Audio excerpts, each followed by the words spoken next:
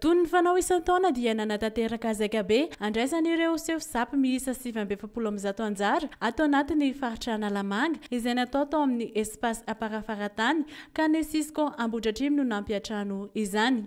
Fanatsarana ny fahaiza-manao ny sefosapy indray eo amin'ny lafiny pedagojika sy ny tantsoroka eo anivon'ny fanabeazana io no lohahevitra nentina tamin'ity taona ity. Ahoana ny anatsarantsika indray ny fiatrehana ny fanadinam-panjakana. Dia ny faharoa, ahoana kosa no ampitana ny resaka administration amin'ireo sefosapy vaovao. Dia nazahoana fiakevitra moa izay nanomboka omaly Alarobia. Isaorana betsaka Andriamatoa Filohan'ny Repoblikan'i Madagasikara izay tena manohana sy manampy ny fanabeazana indrindra amin'ny foto-drafitr'asa.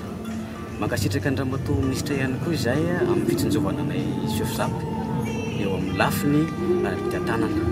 Ary tena mankasitraka Andriamatoa Taleparitra izy moa no renim-piahana ivona Analamanga dia misaotra betsaka Andriamatoa Taleparitra amin'ny fanotronana.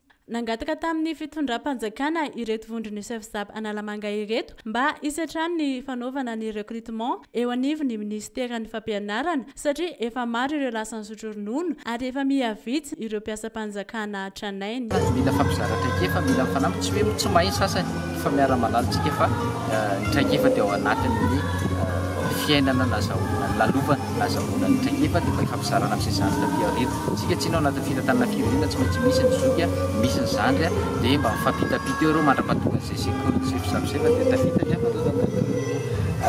Taleparitra aloha zany amin'izay resaka izay dia mahafinaritra satria zava-dehibe loatra ny resaka fampianarana raha te hampandroso firenentsika dia ny fampianarana aloha. Tsara ny manamarika fanotron'ireo manam-pahefana teny an-toerana izay nahitana ny solombavam-bahoaka ny distrikana Ambohidratrimo, ny lehiben'ny distrik, ny Dirène sy ireo chef Cisco rehetra atao anatin'ny faritra Analamanga ity Zakabe ity.